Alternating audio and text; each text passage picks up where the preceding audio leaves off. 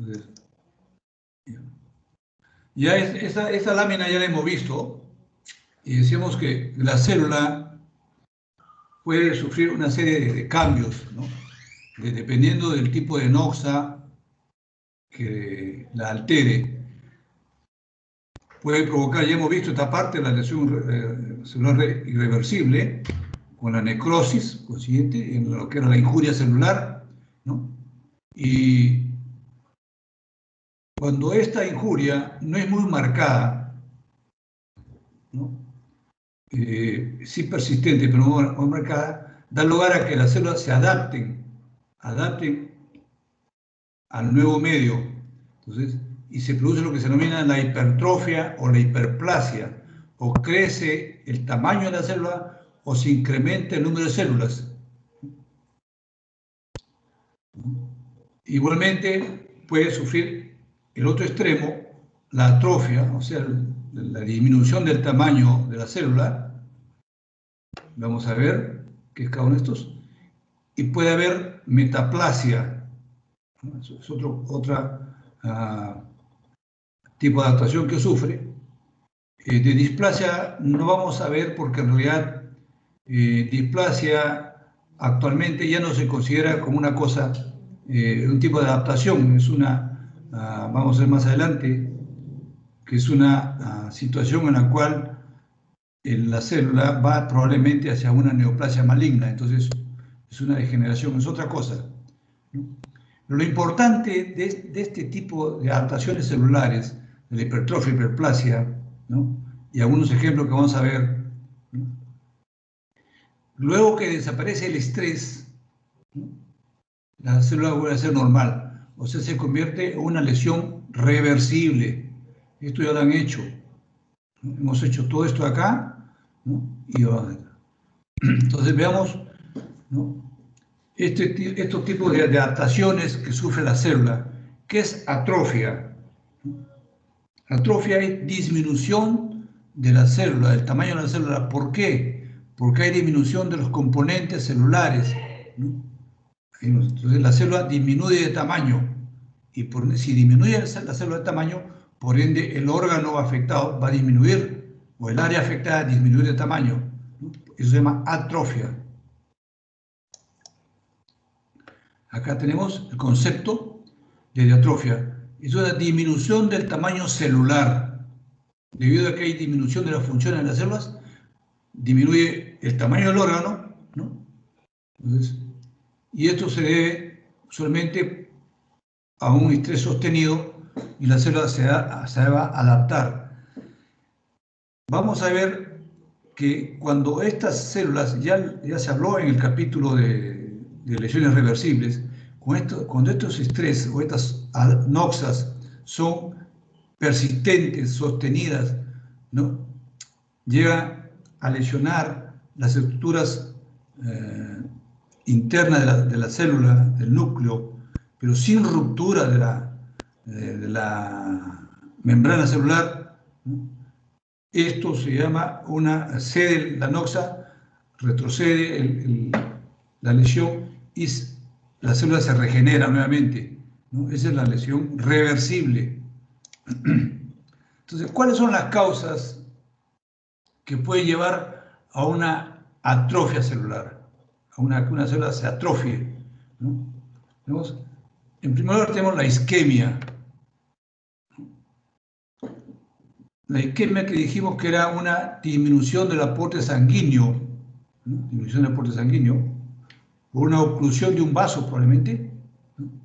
O por obstrucción externa o interna del vaso, por ende hay una disminución de oxígeno.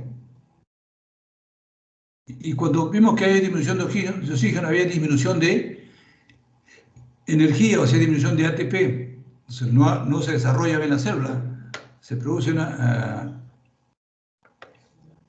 una necrosis isquémica, ¿no? Y decía que esto era por una necrosis isquémica o infartos o por oclusión vascular, o sea, una disminución del aporte de oxígeno por una disminución o falta de aporte sanguíneo.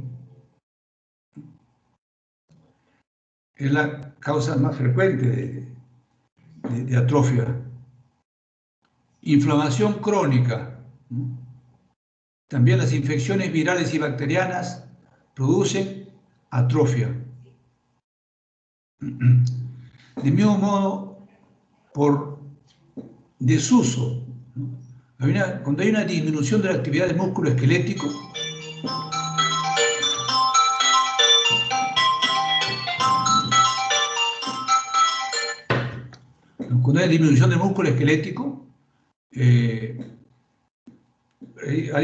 hacíamos el ejemplo con los alumnos de la práctica, el tamaño del órgano disminuye, el tamaño de la célula disminuye. Por ejemplo, en reposo prolongado, aquellos pacientes que están mucho tiempo en cama, ¿no?, por una enfermedad, o pacientes que han sufrido una fractura y le ponen una bota de yeso o una férula de yeso, ¿no? Ese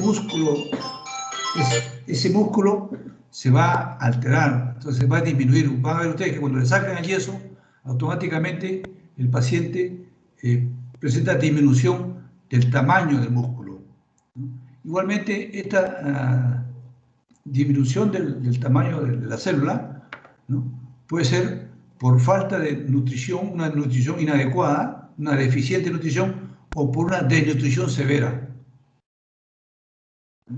Por ejemplo, tenemos ejemplo en la caquepsia, ¿no? La caquepsia, que es una desnutrición severa, la cual pérdida total de proteínas, ¿no? El paciente va a presentar una atrofia de todas las células, ¿no? Igualmente, cuando hay una interrupción de las señales tróficas por una falta de estímulo nervioso, entonces, que puede ser por de tipo traumático, paciente que se haya tenido un accidente, pierde parte de los nervios, en la zona que es inervada se va a atrofiar, ¿no? Y patológicamente tenemos también un ejemplo, lo que pasaba en la polio. La polio, el virus de la polio va a afectar, ¿no?, los núcleos de las células de las neuronas en el asta anterior, ¿no? Entonces ya no hay estimulación nerviosa a nivel muscular y por ende se atrofia. Igualmente, cuando hay interrupción de las señales hormonales, ¿no?, ahí vamos a ver atrofias fisiológicas y patológicas, ¿no? La atrofia fisiológica, por ejemplo, lo que sucede en las mujeres, ¿no? En las mujeres jóvenes, ¿no?, empieza la menstruación. La menstruación, el endometrio empieza a crecer, crece el endometrio los primeros días, ¿no?, hasta los días 28 crece el endometrio, pero se pierde el estímulo hormonal porque deja de producir estrógeno, ¿no?, y la célula se degrada, ¿sí? Igualmente, cuando hay una ablación glandular, entonces todo esto es lo que es atrofia, disminución del tamaño celular. Tipos de atrofia. Ya hemos visto la atrofia por desuso. Dijimos que era una parte del órgano que no se movía, que no funcionaba por una disminución del trabajo, y pusimos el ejemplo del paciente enyesado o el paciente que está mucho tiempo en cama o que no camina, ¿no?, la persona que es muy sedentaria, ¿no? Es la famosa atrofia por desuso. La atrofia por denervación, también por pérdida pérdida de estimulación nerviosa, ya sea por sección del nervio o de tipo patológica por una lesión viral. Igualmente hablamos de la atrofia por isquémica. La atrofia por isquemia, ¿no?, una disminución del aporte sanguíneo a unas células da lugar a que sus estructuras citoplasmáticas y nucleares disminuya, ¿no? Por una disminución del aporte energético, ¿no? Y todo esto porque hay una obstrucción total o parcial del vaso que va a irrigar la zona. Igualmente, la atrofia por una nutrición inadecuada, ¿no? Por una inanición del organismo del marasmo, la atrofia por pérdida del estímulo hormonal o endocrino, ¿no? Entonces, por ejemplo, acá tenemos algo que han visto ustedes ya en la práctica, la atrofia testicular, ¿no? La atrofia testicular se produce por esta falla, ¿no? La hormona no tiene una acción adecuada cuando el testículo está en el canal, ¿no? Antes de llegar al escroto, o sea, cuando está intraabdominal, ese ciclo no desarrolla. Entonces, y se vuelve un testículo atrófico. Y esto puede ser causa de esterilidad o inclusive de cáncer. La atrofia senil por envejecimiento, esto es muy común, ¿no? Esto es lógico de aceptar, de que las células, conforme va pasando el tiempo, conforme pasan los años, uno empieza a envejecer, ¿no? La célula va disminuyendo de tamaño. Es una cuestión fisiológica normal. Igualmente tenemos la atrofia por presión, o sea, por una compresión tisular por un tiempo. Ejemplo de esto son las neoplasias que crecen por extensión, ¿no? Que crecen comprimiendo las estructuras vecinas. Esto se da más que todo en las neoplasias de tipo benigno, ¿no? Que van creciendo y van comprimiendo los vasos sanguíneos alrededor y por ende esa área que va a ser irrigada por ese vaso que está obstruido, ¿no? Por compresión se va a atrofiar. Entonces, las atrofias son por desuso, por denervación, atrofia por isquemia, atrofia por nutrición inadecuada, atrofia por pérdida del estímulo endocrino, la atrofia senil y la atrofia por presión. Esto ya lo dijimos, que la atrofia senil es la disminución del tamaño de los órganos, ¿no? Es el envejecimiento fisiológico, es la ley de la vida. Conforme pasan los años, la célula se va cansando, la célula va disminuyendo de tamaño porque muchas organelas se van destruyendo.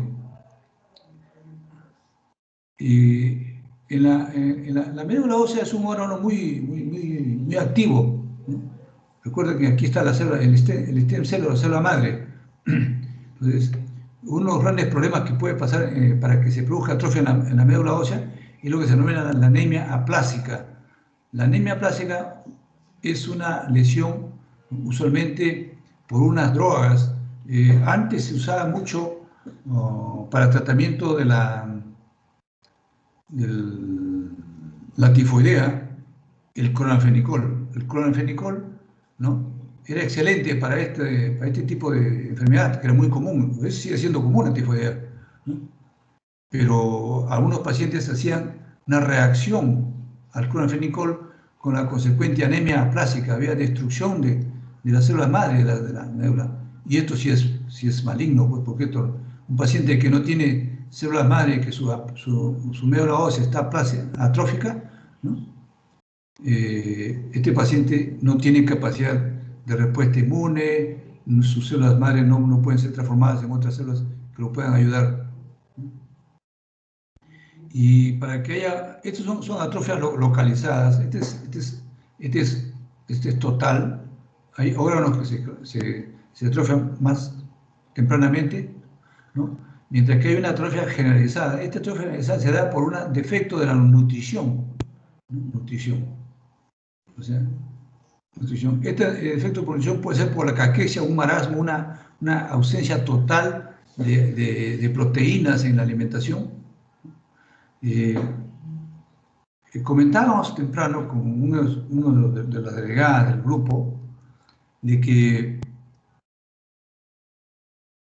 actualmente nosotros estamos abocados en el mundo con esta pandemia del coronavirus, ¿no? del COVID-19.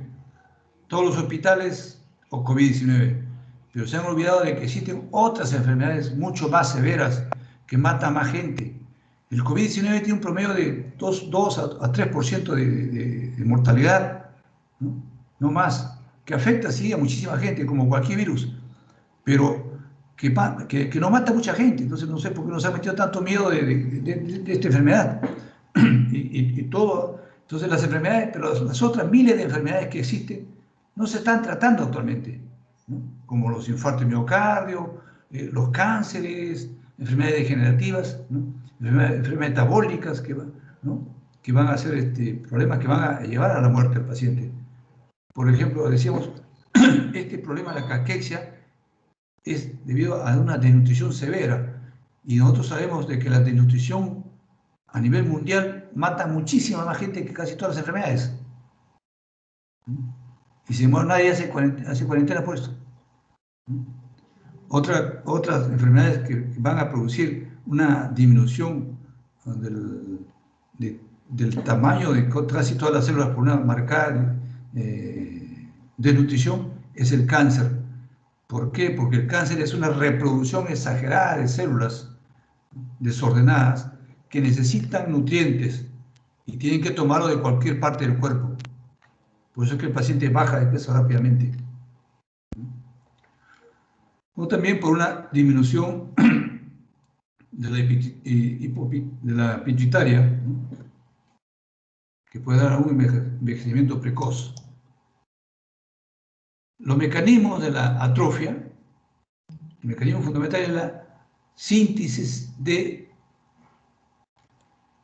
RNA, síntesis de proteínas, ¿no? Entonces, disminución de la síntesis que van a mantener una célula en su estado normal, y puede ser, como hemos dicho, por desnutrición, por falta de irrigación, falta de oxígeno, ¿no? Falta de uso, etc. ¿Qué va a pasar acá? Hay unos mecanismos endocíticos en los cuales se ponen en acción las vacunas autofágicas. Esta vacuna ya se habló, creo, ayer, de las vacunas autofágicas, en la clase del doctor Vázquez, ¿no? La presencia de células lipofuscinas, cuando alcanzan una cantidad suficiente, hace que el órgano adquiera un color marrón, la famosa atrofia parda en el corazón y el cerebro. Ya lo habló ayer, creo, el doctor, sobre estos cambios, ¿no? Y también hay una proteólisis acelerada, ¿no? Hay una desnutrición total, ¿no? Acá tenemos un ejemplo de lo que es una atrofia. Esta es una atrofia muscular, pero de tipo, es por inervación, este es por un daño a nivel nervioso, ¿no? Entonces vemos nosotros que el tamaño de la célula, las fibras musculares estriadas, ¿no? Y ayer le preguntaba a los alumnos, ¿no? ¿Cuál es la diferencia entre una célula muscular esquelética o estriada de una célula muscular miocárdica? Ustedes, acá está el ejemplo. ¿Ah? Entonces, acá está el ejemplo. La célula muscular estriada o esquelética tiene el núcleo periférico, mientras que la célula muscular cardíaca la tiene núcleo central. Mejor, ¿cómo diferenciarlo? Entonces, este es un músculo normal. Y acá vemos ustedes, miren, células que han perdido parte de su estructura, la célula se está achicando, ¿no?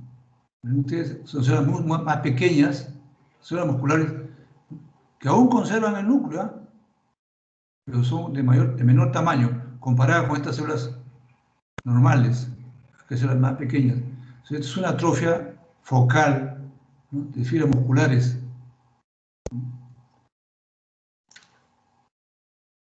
Esta es una enfermedad de alteración metabólica. También tenemos otro ejemplo de atrofia. Esto es una glándula suprarrenal. Glándula suprarrenal. ¿Sí? que tiene sus dos estructuras conocidas, ¿no? Las dos capas. La capa cortical, esta blanquecina que está acá, la capa cortical, y la capa medular. Y cuando este paciente tiene una falla en la estimulación hormonal, ¿no? O una enfermedad que afecte cualquiera de estas áreas, se atrofia. Ven ustedes acá, la zona medular está completamente atrofiada, muy delgada. Entonces no hay producción de glucocorticoides. La zona cortical está preservada, pero la zona medular se atrofia.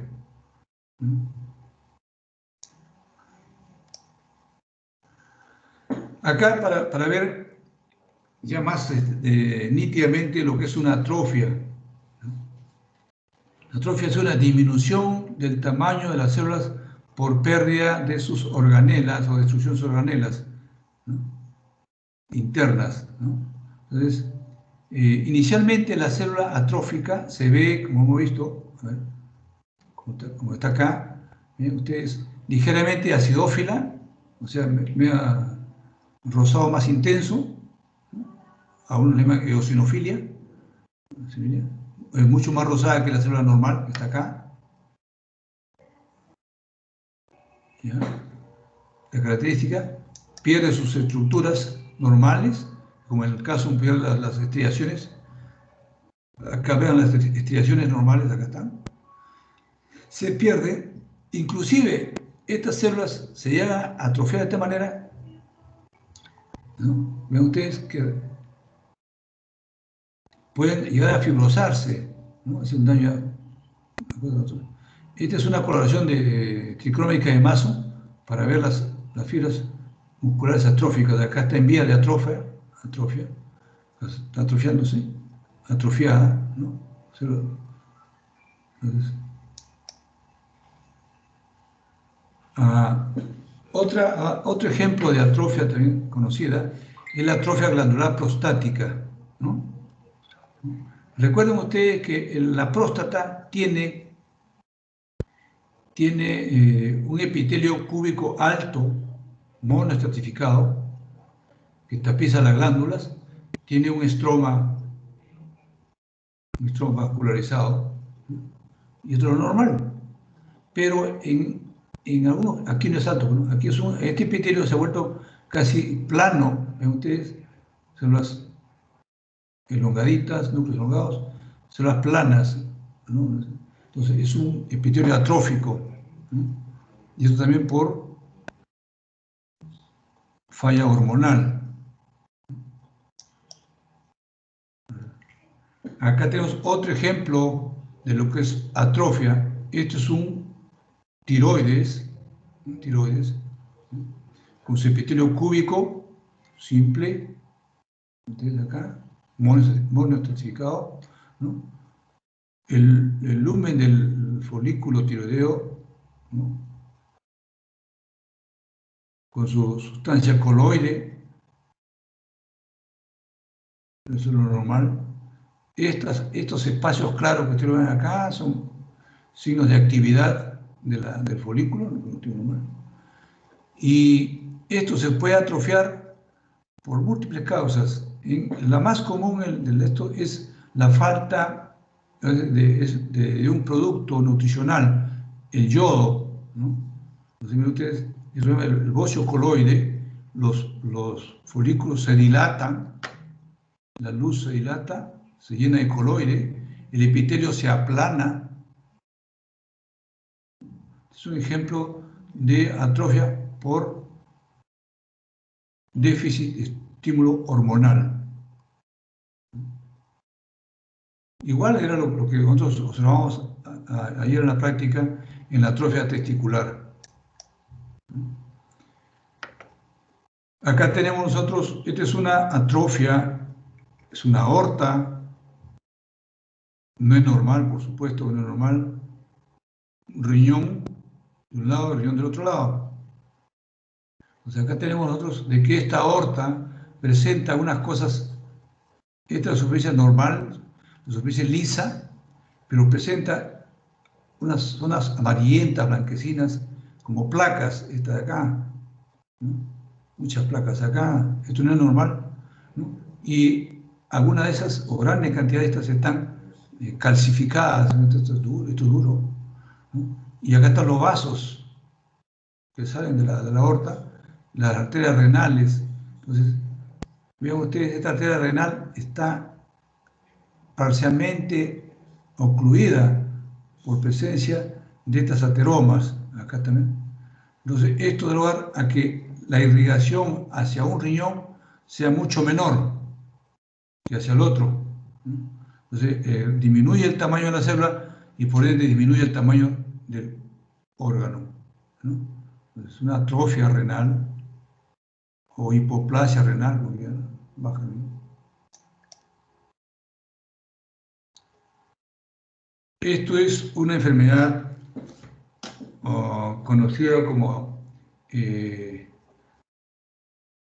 sprue celíaco o sprue tropical, ¿no?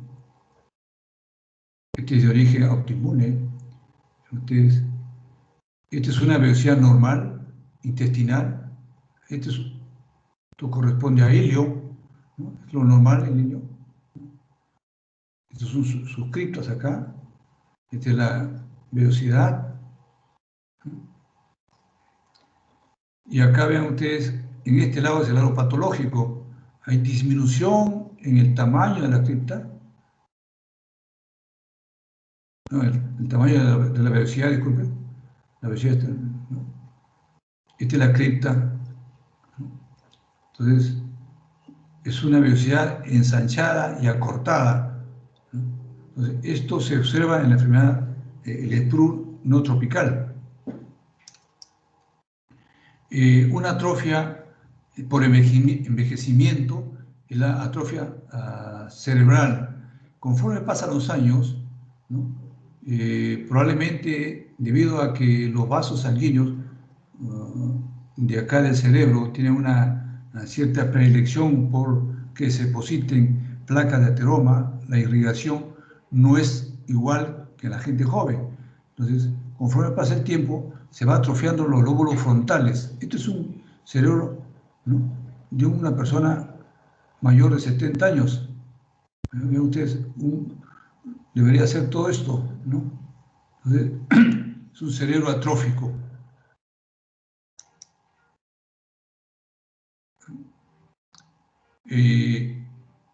Igualmente hablábamos de la menstruación, el endometrio, ¿no?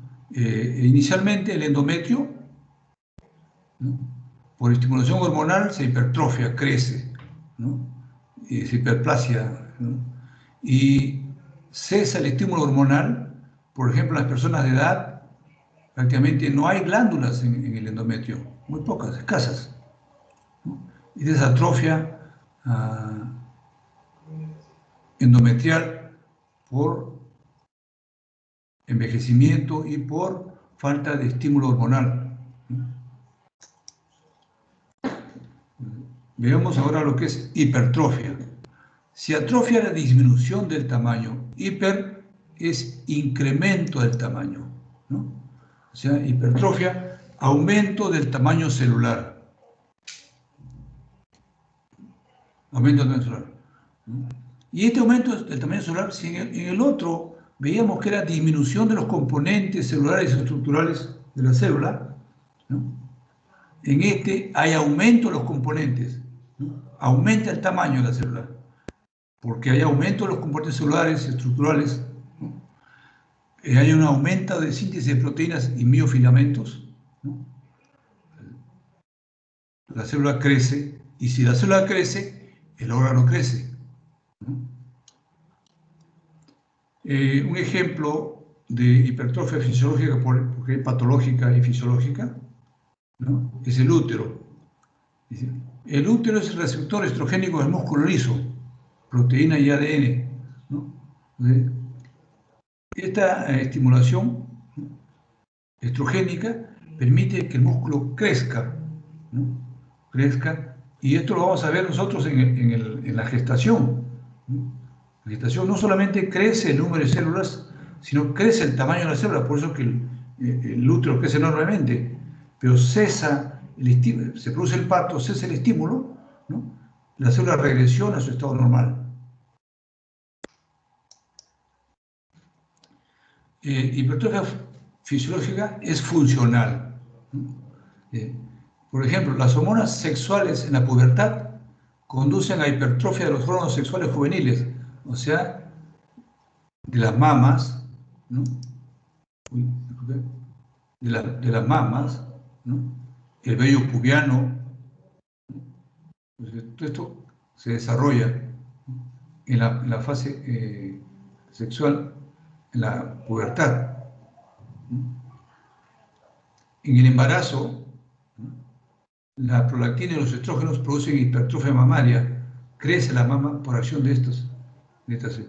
Y una de las... esto es fisiológico, normal.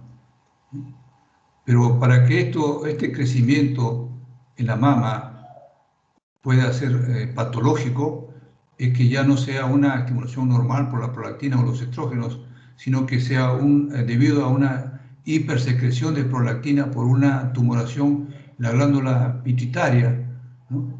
Que son los llamados prolactinomas, que van a producir desarrollo excesivo de la mama, o también por los estrógenos. Por ejemplo, van a ver ustedes unas láminas en el correr de las prácticas, ¿no? En los cuales va a haber el adenoma mamario, ¿no? Que es dependiente de este estímulo estrogénico. Por eso que los adenomas mamarios, o tumores, o los fibromas mamarios, como quieran, ¿no? Se producen más en la gente joven que en las ancianas. En las ancianas no hay fibroadenoma mamario, porque no hay estrógenos, son mínimos, ¿no? Es en la gente joven, ¿no? Y hablamos del bocio, o sea, la falta de yodo, ¿no? Hace que la hormona tiroidea estimulante, ¿no? Produce hipertrofia de las células folliculares de la tiroides. Patogénesis. O sea, un estímulo induce la activación de los protocogenes, lo que da lugar al aumento de los factores de transcripción en la síntesis de ARN y ADN, que es la causa de la proliferidad nuclear. O es por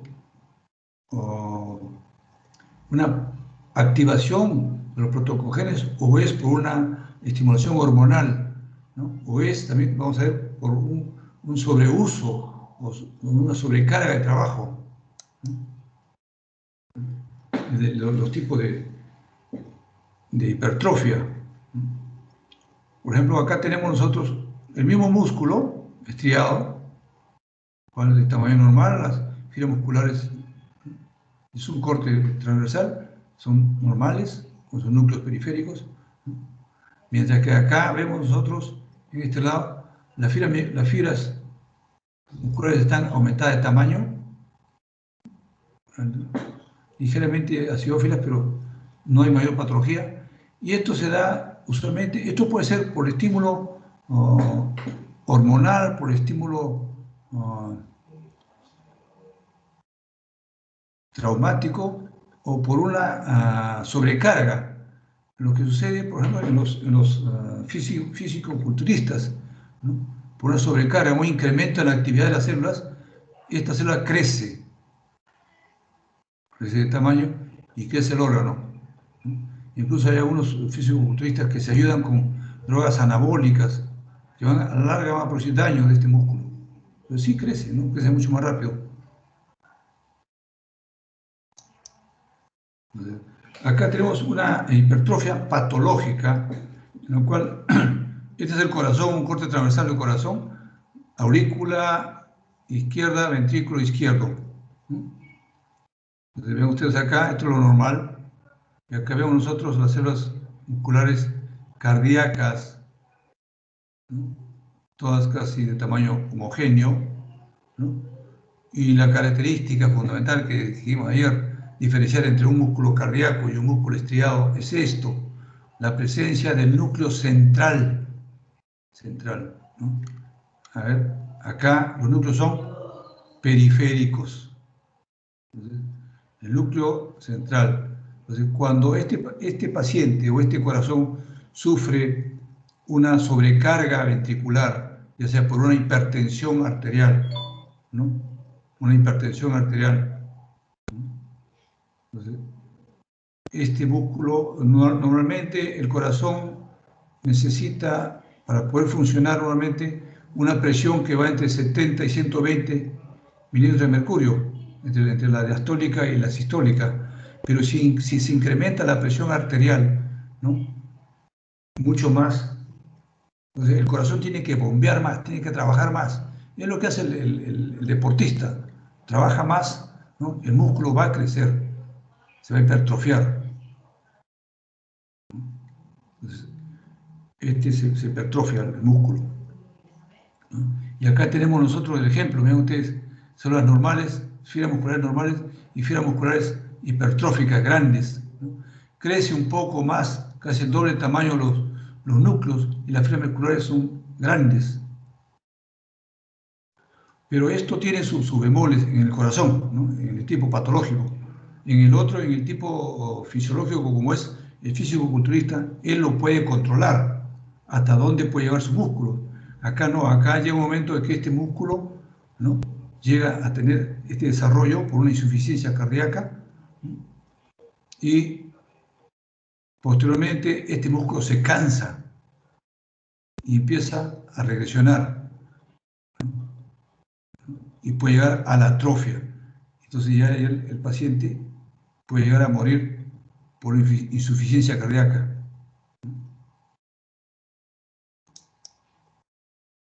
Acá tenemos nosotros este corte histológico de la fibra miocárdica. Recordemos, estos son núcleos normales.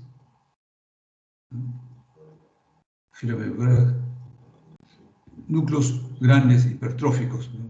Tremendos núcleos, ¿no? Esto usualmente se da también en los infartos antiguos de miocardio. En los infartos de antiguo miocardio es fácil encontrar áreas que hay pequeños núcleos normales con núcleos grandes. Esto es por compensador, por estado compensatorio. Esta zona, como tiene prácticamente no tiene núcleos, estas fibras musculares que ustedes acá, son las infartadas antiguas. Entonces se produce la hipertrofia muscular. ¿No? Y dice que la hipertrofia muscular inicialmente sí permite vencer la resistencia periférica, ¿no? Que es la presión arterial con incremento de la capacidad del músculo, pero posteriormente esto se degrada y puede ir a la atrofia. Entonces, una pregunta que quería hacerles, ya le di el concepto, y que siempre preguntaba a los alumnos y a los profesores, ¿no? Y a muchos médicos se nos olvida con el tiempo, ¿no? ¿Qué es presión arterial? Presión arterial es resistencia al paso periférico de la sangre, al paso periférico de la sangre. Y este es un concepto que hay que tener muy en cuenta cuando hablemos posteriormente de la arterioesclerosis. No es lo mismo, o sea, no es sinónimo de arterioesclerosis, hipertensión, no. La arterioesclerosis, como lo vamos a ver más adelante, son de tres tipos. La arterioesclerosis propiamente dicha, la arterioesclerosis de Monkeberg, que es la calcificación de la capa media, y la arterioloesclerosis.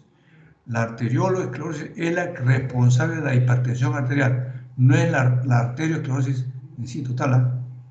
Vamos a ver después. Son conceptos que tenemos en cuenta para poder entender por qué solamente el compromiso arteriolar lleva, ¿no?, a una hipertensión arterial.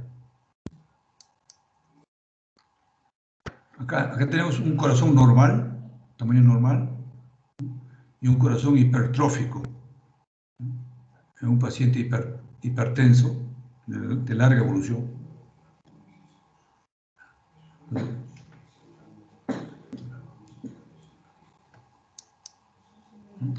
Miren ustedes acá el tremendo tamaño.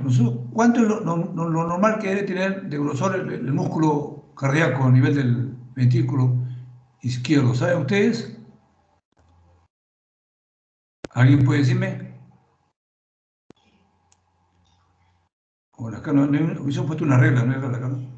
Pero este músculo cardíaco acá debe medir por lo menos unos 3 centímetros. Lo normal es que tenga 1 centímetro. Y este viene, esto es lo que se llama la hipertrofia miocárdica debido a una insuficiencia cardíaca. Es cierto, crece el músculo, pero no tiene la misma capacidad de contracción que el músculo normal. Por eso, por eso es que los macetas, aquellos que son musculosos, serán musculosos, pero su músculo no tiene la misma capacidad de un músculo normal. Son pura finta. No es que sean más fuertes, ¿eh? Un flaco a veces le gana a un musculoso. Veamos lo que es hiperplasia. Hiper, crecimiento o aumento. Plasia, ¿no? Reproducción celular. Entonces, es el incremento del número de células de un órgano o tejido. ¿Bien? Incremento del número de células de un órgano o tejido. Y habitualmente se acompaña de hipertrofia, ¿no? Sobre todo en el tipo fisiológico. El tipo patológico o da hiperplasia pura, ¿no? O no la da, ¿no? Y entonces, y esto es importante, solamente se produce la hiperplasia en las células capaces de sintetizar ADN. Y a nosotros recordemos, de la época que hicimos histología, hablábamos de las células estables, lábiles y permanentes, ¿recuerdan? Entonces son las células, estas células capaces de sintetizar ADN, por sí, las células epiteliales, las células hematopoyéticas y el tejido conectivo. Estas células epiteliales y hematopoyéticas casi todos los días se regeneran, se reproducen. Son las células sanguíneas, las células de la piel, las células del hígado, ¿no? Y también algunas células del tejido conjuntivo. Entonces, la hiperplasia se produce solamente en las células capaces de sintetizar ADN. Entonces, en el tejido nervioso o en la neurona no se produce esto. Tipo de hiperplasia. Hiperplasia fisiológica e hiperplasia patológica. La hiperplasia fisiológica es por estimulación hormonal. Hemos visto ejemplos, ¿no? en la gestación, en la pubertad, el crecimiento de las mamas, ¿no? También crece y se acompaña usualmente de hipertrofia o compensadora, ¿no? Por ejemplo, ustedes habrán escuchado de la historia porque le sacaron el hígado, le sacaron parte del hígado y todos los días un buitre se comía el hígado. ¿Cómo se llama este? Me olvidé el nombre Esta es una figura, bueno, de la histología, de la historia universal. Prometeo. Ahí está, Prometeo. Claro. Entonces, el hígado tiene una gran capacidad de regeneración. Sus células del hígado son células estables, ¿no? Que cualquier estímulo hace que se regenere inmediatamente. Y entonces por compensación, por falta de una zona, se regeneran rápidamente las células.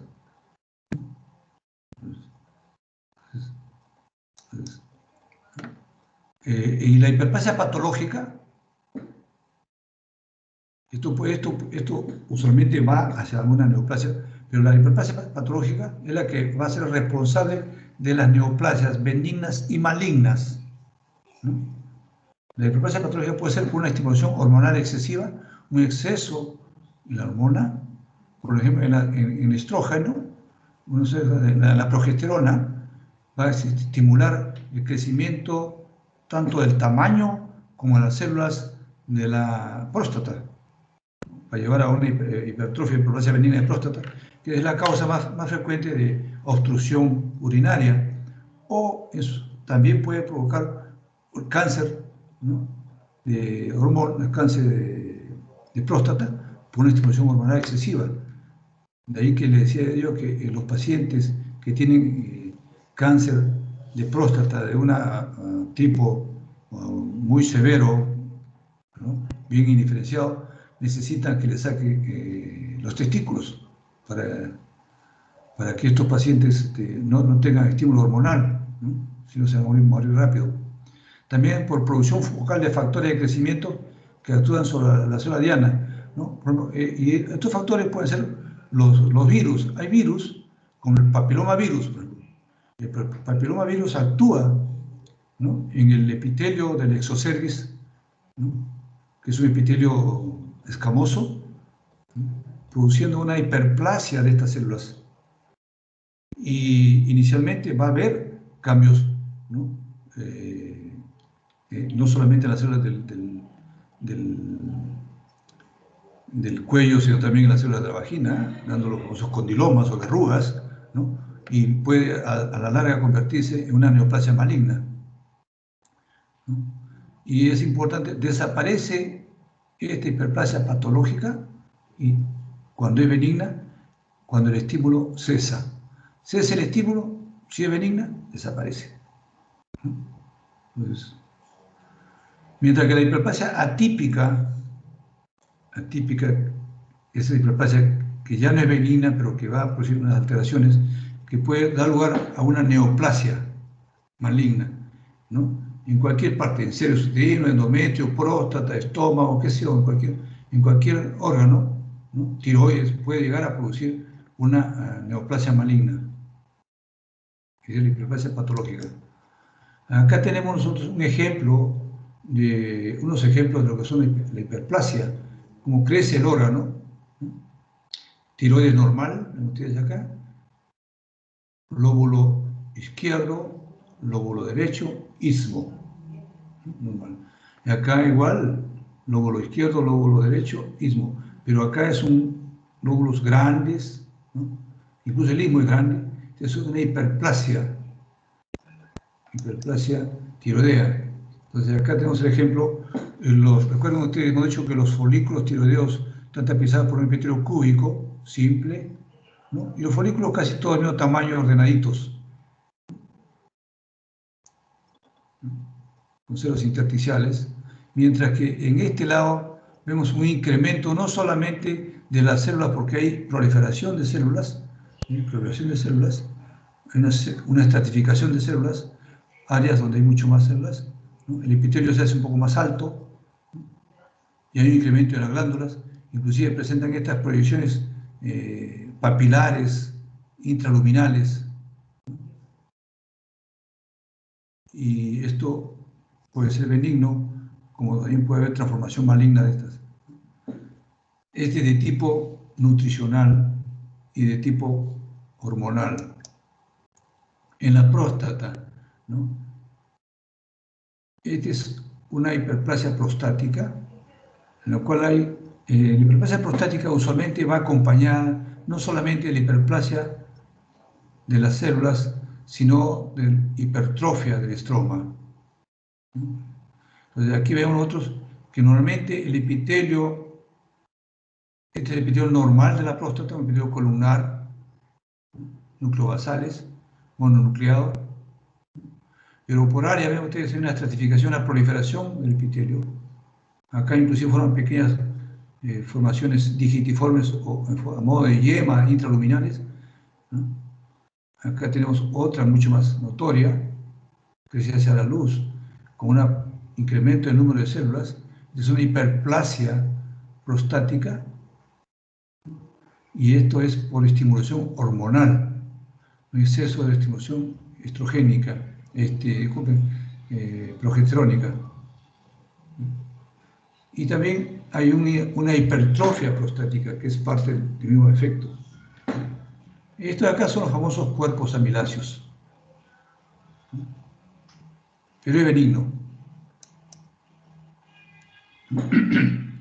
Eso en cuanto al tipo de adaptación normalmente fisiológica que se da en la fisiológica y patológica en las células, ¿no? Acá tenemos un concepto, es la metaplasia. Metaplasia. La metaplasia es un cambio reversible de una célula diferenciada o madura por otro tipo de célula, madura también. O sea, una célula, ya sea mesenquimal o epitelial, ya sea, por tejido mesenquimal, tejido cartilaginoso, tejido adiposo, ¿no? Puede transformarse en un tejido óseo o un cartílago o un tejido mixomatoso, un tejido cartilaginoso, etc. Puede ser una metaplasia cartilaginosa u ósea, ¿no? O también el tipo epitelial, ¿no? Que es lo más frecuente que sucede, lo que vamos a ver, ¿no? Vamos a ver que este tipo de lesión, ¿no? o cambio se da por un motivo. Entonces, esta metaplasia se da como una respuesta de la célula de menor capacidad de defensa frente a una noxa. Se transforma en un tejido que lo va a defender mucho más de la otra, ¿no? Y que se transforma, ¿no? Entonces, por ejemplo, aquí en el cuello uterino, este es el cuello uterino, ¿no? Recuerden que ustedes, el cuello uterino tiene dos zonas bien definidas, el exocervix y el endocervix, ¿no? El exocervix, un epitelio escamoso, el endocervix, un epitelio glandular. Acá está, exocervix y endocervix, ¿no? Pero vemos nosotros, aquí, esto es lo normal, ¿no? Aquí, esto no está, por si acaso. Entonces, pero aquí vemos que este epitelio escamoso que está acá, se va metiendo y se va transformando el epitelio columnar en escamoso. Entonces se va reemplazando este epitelio por este. Esto es lo que se llama metaplasia escamosa. Acá vamos a ver. Epitelio escamoso, exocervix, endocervix, ¿correcto? Y esta zona es importantísima, esta zona. ¿Por qué es importantísima esta zona? Porque aquí se inicia el cáncer de cuello uterino, en esta zona de transición. Entonces, cuando el útero sufre una serie de noxas o de agresiones, ¿no? Recuerden ustedes que el epitelio escamoso es siempre más resistente que cualquier tipo de epitelio. Ejemplo, es el epitelio de nuestra piel. Nuestra piel es resistente a traumas, erosiones, cambio de temperatura. No pasa nada, ¿no? Se adapta fácilmente, se responde. Pero el epitelio glandular del exocervix, no, el epitelio glandular, ¿no? O columnar no tiene esa capacidad. Lo que puede provocar es moco en algunos casos, pero no se va a defender como se defiende este. Entonces, cuando la mujer, por ejemplo, es multípara o promiscua, ¿no? Tiene varias parejas, entonces esto permanentemente sufre cambios, ¿no? Entonces, este epitelio, vamos a ver por ejemplo, no, creo que no, ya, no importa. Entonces, este epitelio, ¿no? Se transforma en epitelio escamoso, ¿no? Entonces, para poder defenderse. Y acá tenemos nosotros que este es todo el epitelio que era columnar, se ha convertido en epitelio escamoso, ¿no? Acá vemos glándulas inclusive con epitelio escamoso, ¿no? Esto no es normal, no es normal. Pero tampoco es malo, solamente es un mecanismo de respuesta de la célula a una agresión permanente. Ejemplo, hemos dicho, las pacientes multíparas que el exocervix se evierte, el endocervix se evierte y se expone a los traumas, ¿no? Entonces necesita convertirse en un epitelio más resistente, se convierte en escamoso, o lo que sucede en el epitelio respiratorio. Los pacientes fumadores, ¿no? El epitelio respiratorio también se convierte en epitelio escamoso para poder defenderse del humo del tabaco, ¿no? Entonces el epitelio sufre cambios. Que después este epitelio pueda ir a cambios degenerativos, neoplásicos, es otra cosa, ¿no? Y otro ejemplo es el epitelio glandular, ¿no? El epitelio del tubo digestivo. El tercio distal del esófago, recuerden que es un epitelio escamoso. El estómago es un epitelio glandular. Pero hay una metaplasia, se llama la metaplasia intestinal, es la conversión o transformación del epitelio escamoso del esófago, del tercio inferior, por epitelio gástrico. O sea, vamos a encontrar epitelio columnar en el tercio inferior del esófago. Y esto no porque sea resistente, sino porque, como es reflujo, ¿no? el ácido va a atacar igual al epitelio escamoso, pero no ataca al epitelio glandular. ¿Por qué? Porque el epitelio glandular tiene una propiedad, produce moco neutro, y ese moco neutro neutraliza la acción de los ácidos. Por eso es que esas zonas cambian. Ahora sí, ahí existe otra serie de cambios que se dan patológicos en el estómago, las metaplasias intestinales, acá también en el esófago, ¿no? Que pueden llevar a cáncer. Es otra cosa, eso ya lo veremos cuando hagamos esófago o estómago, ¿no? Por ahora estos son los cambios. Entonces, no vamos a hablar de displasias porque no es un cambio de no es una adaptación de la célula. La displasia, como su nombre indica, es una proliferación desordenada de células, que puede clasificarse en leve, moderada, severa, o lesiones. Actualmente ya se ha clasificado lesiones de bajo grado y de alto grado, no solamente dos, ¿no? La de bajo grado o la de tipo leve que antes conocíamos puede regresionar, ¿no? Mientras que la de grado moderado, la de alto grado, ¿no? Esas van a cáncer definitivamente, de moderado para arriba, ¿no? Entonces, eso es todo en cuanto a la clase de ahora. Ya. ¿Alguna pregunta? Tenemos 5 minutos para pasar a comentar sobre los seminarios. Ya, está bien. Me quedan 2 minutos. Son 5, a las 5 acaban. ¿Alguien quiera preguntar algo? Uy. ¿Nadie quiere preguntar? Bien. Ese es en cuanto a las... Ya está grabada, ¿no? Sí, ya está. Lisette, ¿podemos conversar sobre los seminarios? Quería pedir permiso al doctor Ángeles para poder hablarle cómo se va a desarrollar los seminarios a toda la promoción. Ya, miren muchachos, algo que es fundamental en el estudiante de medicina, ¿no? Porque yo le dije, ¿no? Para ser médico hay que sacarse el alma estudiando desde muchacho. Y cuando ustedes postularon a la universidad, ¿no? Estoy seguro que fueron 8.000 postulantes a 10.000 postulantes para 100 vacantes. Sin embargo, para ingeniería, para odontología, agronomía, qué sé yo, derecho, fueron 50-50, ¿no? O sea, o quizás menos postulantes, ¿no? Entonces, y el postulante que ingresó a medicina, pues ese para mí es el non plus ultra, es lo mejor que tiene, es el más capo de la universidad. Es así, ¿no? Entonces tiene que serlo, pues, como hay un dicho, ¿no? La mujer de César no solamente debe serlo, sino parecerlo.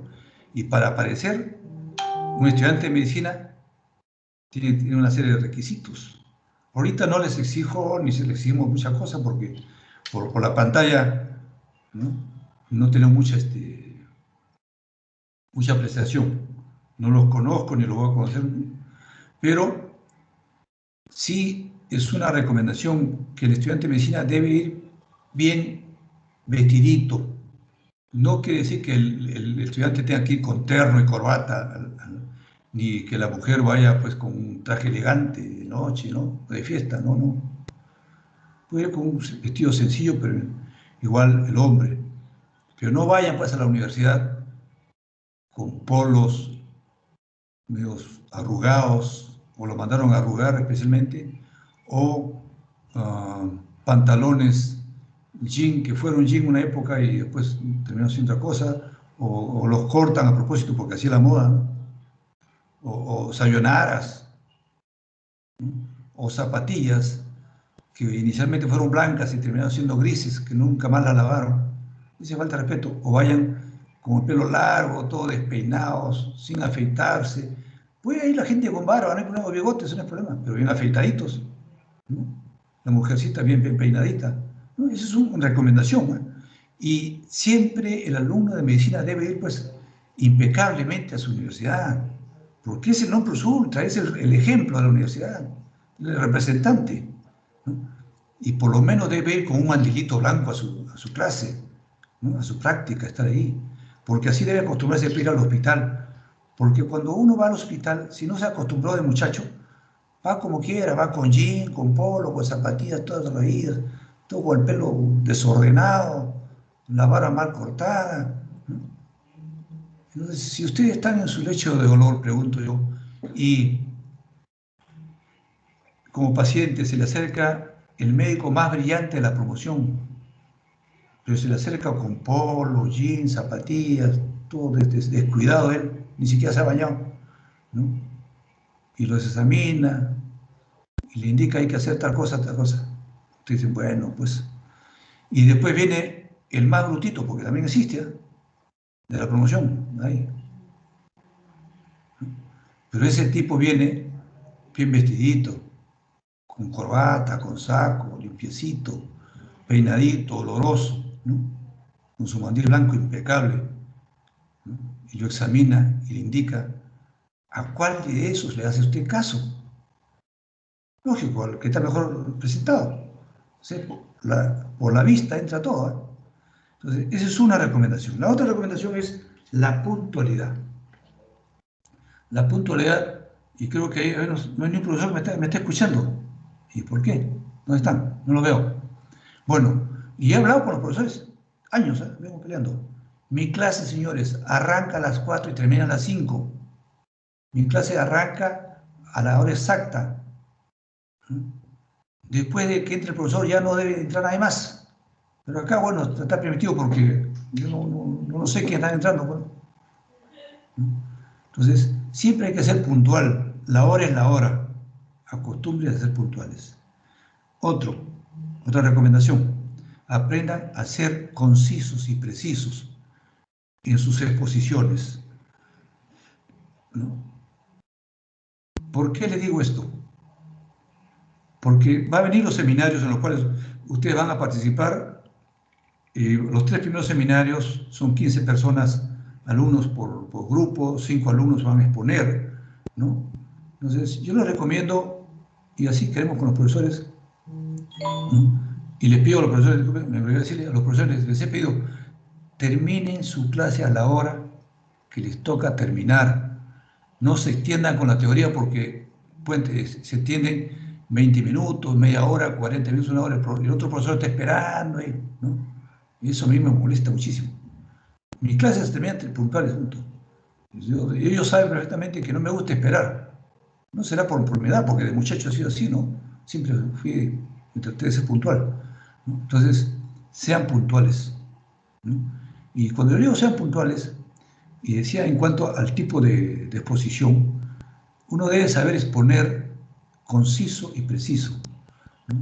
Cada expositor en su grupo tiene 50 minutos para el seminario en exposición, 50 minutos, ni un minuto más. ¿Qué significa esto? De los 5 expositores, ustedes primero se reúnen o por internet conversan, ¿qué van a hacer? ¿No? Cada uno podrá tomar 10 minutos, cada uno podrá tomar 12 minutos, el otro 8, el otro 7, el otro 13, se ponen de acuerdo a lo que van a exponer, ¿no? Eso no quiere decir que se van a paporretear a hablar de todo lo que está escrito, no. Aprendan pero no lo digo yo por molestarlos. Ustedes dirán, el doctor Torres, ya este viejo ya se ha puesto cargoso, ya porque tiene esa edad, ya no quiere escucharnos. No es eso. No solamente tienen que aprender patología, también tienen que aprender medicina y tienen que aprender otras cosas más. Como yo le decía a los muchachos, el profesor o el patólogo que solamente sabe patología, ni patología sabe. Debe saber de todo. Clínica, radiología, laboratorio, cirugía, ¿no? Epidemiología, todo, todo. Porque esa es patología. Patología es total, el estudio total de la enfermedad. Entonces nosotros en los seminarios vamos a hablar inicialmente, por ejemplo, nos toca hablar algo que hablé con el doctor Ángeles, por si acaso, les adelanto que el tercer seminario, o el segundo, depende de lo que ustedes quieran, va a ser sobre COVID. Sé que han hecho en fisiología, pero esto va a ser más dirigido a patología, ¿no? ¿Y cómo lo han hecho? La primera parte han hablado de etiología, epidemiología, ¿no es cierto? Puede hablarlo. La otra parte puede hablar de cuadro clínico, síntomas y signos. El otro puede hablar de exámenes auxiliares, ¿no? Puede hablar de rayos X, laboratorio, ¿no? Y alguna otra prueba de ecografía, ¿no? Lo que haya, ¿no? El otro va a hablar de alteraciones morfológicas o histopatológicas, ¿no? ¿Qué cambios? No, porque el curso de patología, ¿qué cambios vamos a encontrar nosotros en los pulmones, en el hígado, en el corazón, etcétera, ¿no? Lo que haya, lo que haya, uno tiene que buscar, ¿no? Y tiene que resumir. Y el último nos dará pues, la terapéutica y el pronóstico, ¿no? Qué cosa hay nuevo sobre esta enfermedad. Y solamente digo en 10 minutos. ¿Por qué, digan ustedes, pero por qué 10? ¿Por qué no 15 o 20? ¿No? Tienen su razón. Cuando uno asiste a un congreso a exponer un trabajo que nos ha costado meses de trabajo y vamos contentos nuestro trabajo a exponerlo, ¿no? Tenemos que exponer, arrancamos poniendo, ¿no? Hacemos un pequeño resumen del trabajo, exponemos nuestro material y métodos, ¿no? Exponemos nuestros resultados, hacemos la discusión, ¿no? Las conclusiones y las recomendaciones. Así es. Todas esas cosas tenemos que meterlas en 10 minutos. ¿Por qué? Porque terminado tus 10 minutos, el alumno, el expositor que viene también está esperando. Porque se han programado 6 expositores para 1 hora, es 1 hora, ¿no? Porque si no se alarga y total se pierde el ritmo, ¿no? Entonces, cada uno debe respetar los tiempos. Y es muy triste, muchachos, cuando uno esté exponiendo y arranca y habla de el material de alimentos, usaron tales cosas, para acá, se tiró 2 minutos, después que los resultados, mostramos tales cosas, ¿no? Ahí se usó 6 minutos, se van 8, ¿no? Y después y empieza a hablar de la discusión, por acá, está por la mitad de discusión, y el moderador dice, doctor, le queda a usted 1 minuto para terminar. Imagínate, te queda parte de la discusión, te falta hablar todavía tus conclusiones y tus recomendaciones. O en el mejor de los casos, estás en las conclusiones, ¿no? Y te dicen, acabó su tiempo. Entonces tú te quedaste frustrado porque no has dicho tus conclusiones y menos tus recomendaciones finales. Entonces, ¿para qué te ha sido tanto trabajo si no has podido exponerlo adecuadamente? Acostúmbrense a ser exactos. De modo tal que en el seminario, vamos a hacerlo en 2 horas, ¿no? Vamos a darle tiempo a los que no exponen, porque eso también se va a evaluar. No solamente se va a evaluar a los alumnos que exponen, ¿no? Y el tiempo exacto, ¿no? Sino también se va a evaluar a los alumnos que participan, ¿no? Haciendo preguntas adecuadas a los expositores, ¿no? Relacionadas con el tema, que tengan sentido, o que hagan aportes. Los alumnos que no están exponiendo harán aportes, dirán, bueno, yo también he leído que aparte de lo que hay este síntoma, que aparte de esos hallazgos histopatológicos también hay otra cosa, ¿no? Cosas que se van, y que en tal libro, en tal revista, porque, ojo, yo puedo preguntar, bueno, ¿y dónde lo he leído? Lo leí en internet, doctor. Internet no sirve, porque si no son revistas o por unos artículos científicos de cierta credibilidad, no tiene valor, ¿eh? Ven ustedes que están haciendo mucha propaganda al dióxido de cloro, le hacen propaganda, ¿no? a ciertas hierbas, Y cualquiera puede poner, ¿no? El estudiante de medicina tiene que ser serio, tiene que buscar algo concreto, ¿no? Y si uno va a aportar algo nuevo, preferible que diga, esto lo he leído en tal revista, de tal número, ¿no? Revista médica, o tal artículo en tal libro, o tal cosa en tal, ¿no? O se olvidó otra cosa. Los aportes que uno haga nos permite que todos participemos en el seminario, que no solo sea un monólogo, ¿correcto? Entonces, el segundo o tercer seminario de cuando ustedes ya quedado con el doctor Ángeles porque había puesto 2 veces histoplasmosis. Uno de ellos desaparece, porque no puede haber 2 histoplasmosis, y se convierte en COVID. Me gustaría que hagan COVID. ¿Por qué? Ustedes son estudiantes de medicina, ya tienen estudiando 3 años, y yo estoy segurísimo que les va a pasar lo mismo que a mí me pasaba cuando era muchacho, ¿no? Mis vecinos de barrio, mis familiares, que no eran médicos, no eran médicos, no, ni uno era médico, y tenían un dolor de cabeza, tenían un malestar, tenían una cosa, les pasaba algo, ¿no? Y me decían, oh, hermano, tú que estás estudiando medicina, ¿qué cosa es esto? ¿Qué puede ser? ¿Qué puedo tomar? ¿Qué puedo hacer? Miren ustedes, estamos en una enfermedad tan de moda en este momento que nos tiene absorbidos en todo, que es la COVID. Y si no sabemos la COVID, quedamos mal, ¿no? Nos preguntan, y nos van a preguntar, estoy seguro que a muchos ya les preguntaron. Les andan preguntando, mira, estoy con todo de hace días, me duele la garganta, ¿y qué más puedo tener? ¿Qué puedo tomar? ¿Qué puedo hacer? ¿No? Si no sabemos eso, por Dios que vamos a quedar mal. Y el estudiante de medicina de entrada tiene que ya ir ejerciendo, ¿no? Entonces, esa es la idea. La idea es que el próximo seminario, el próximo miércoles, ¿no? Va a ser, creo, sobre necrosis y apoptosis. Bueno, hagámoslo así para que... Y los demás alumnos, ojo, muchachos, 5 exponen y 10 escuchan, pero después, en la segunda hora, participan. Y si no participan ellos, el profesor es el que va a preguntarles. No a los expositores, porque ya escuchó, a los que están fuera de la exposición, ¿no? Si estuvieron de acuerdo o no con la exposición, si lo que dijo tal alumno estuvo bien o no está bien. O sea, supuestamente todos leen el seminario. Así es. ¿Sí? ¿Alguna pregunta?